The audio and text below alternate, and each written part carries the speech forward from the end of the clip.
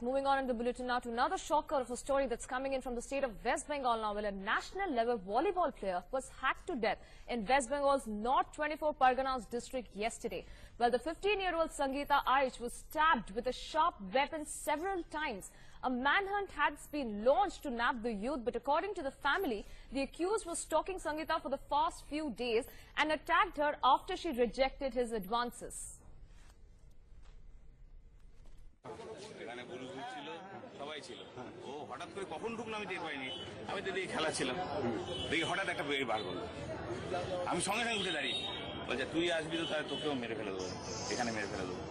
আমি তুই এখন যা আর ও তখন আমার পিছনে লুকিয়েছে, আমার বাচ্চাদের সব পিছনে লুকিয়েছে। তখন ও তেড়ে তেড়ে আসছে, ওকে বের করার জন্য তেড়ে তেড়ে আসছে। তখন আমার ওই চেয়ারটা ছিল, চেয়ারটা দিয়ে ওকে আমি মানে পুরো মারার চেষ্টা করছি আটকে যায়। আর যদি দুই একজন কেউ ধরতে পারতো ও আটকে যেত। Well, we have our correspondent Tapas joining us for more on this. Tapas, shocking bit of story coming in from the state of West Bengal now. Budding volleyball player, dreams shattered, hacked to death by a jilted lover. What is the police doing right now?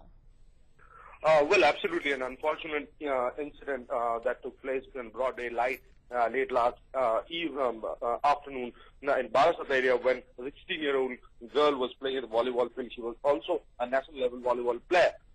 What the family alleges and the eyewitness account says that the family alleges that Raja, one of the close friend of Sangeeta, was following her for quite several months from now and was proposing her for marriage, and a continuous refusal on part of Sangeeta have led to this murder.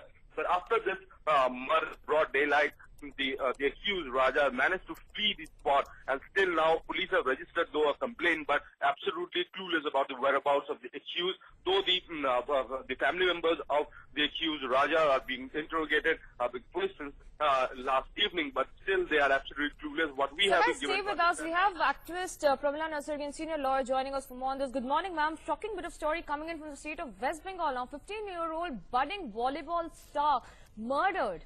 And there is absolutely no clue for the police to find out the accused. The family is still crying for justice.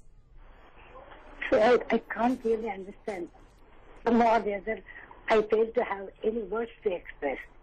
I can't see, you read the paper, a doctor is hacked to death. You go to any other place, somebody or the other is raped. And now the women or the men in the sports field also are not safe. Where should they go? I can't really understand. Something is wrong with the entire system or the governance. I do not know why these things are happening, whether there's something wrong with the food that we're eating, or whether something is wrong with the education system, or they are not taught how to behave like human beings. But you must tell the men in this world and the women in this world, we are human beings, we are above everyone, and we must treat other human beings as equals. That is what is lacking. I somehow feel something has to be done, something surgery has to be done in the entire case, and some law must be evolved. Absolutely. All these people can be saved. Ms. Nasruddin, we also have another activist, Nilanjana Chakraborty, joining us for more on this. Ma'am, shocking incident coming in from West Bengal. A 15-year-old budding star volleyball player was hacked to death. And this coming at a point where we're looking at a lot of such cases emerging from the state of West Bengal. Where is the law and order situation going in that state? No, I don't think it's really the state of West Bengal per se. This is a problem, I think, pan-India, first thing. Second thing is, what is happening today is because of the lack of accountability and responsibility, of the public servants and the interference of, a lot of other agencies. Like if an accused is, connected to a politician, political interference has always been there.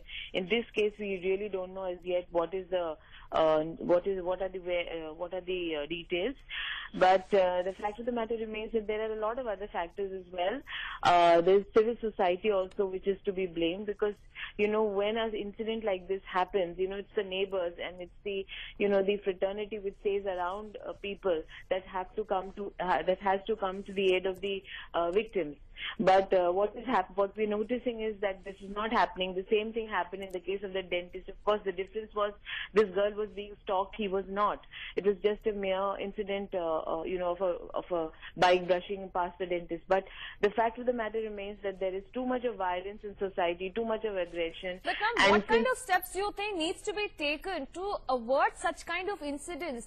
As you're saying that the mentality of people needs to change, but apart from that, what are the other reason that we can actually look, because these are extremely brutal cases that we're looking. A 15-year-old girl being hacked to death. She's a budding volleyball star. Her dreams shattered. The family is in grief. What is the kind of steps needs to be taken? I'll just come to your question. The fact of the matter remains that first thing, the administration and the police have to take very, very strong action. And since I'm sure they are aware of the stalker concern, they should actually immediately nab him and put him behind bars, because since there was an old history behind it, so it makes it even more mandatory. So it's not very difficult to plug in the loopholes, and also severe action should be taken. And see, the cases of stalking and are increasing by the day. So what we really need to understand is what are the kind of laws that we can have to tackle these kind of incidents. That's the most important thing. I mean, we do have the laws, but the execution is not there. So if we need strong laws is what you're suggesting could be a major deterrent in trying to avert such cases of misogyny, which has actually crushed the dream of a 15-year-old volleyball player who was hacked to death. With that, it's time for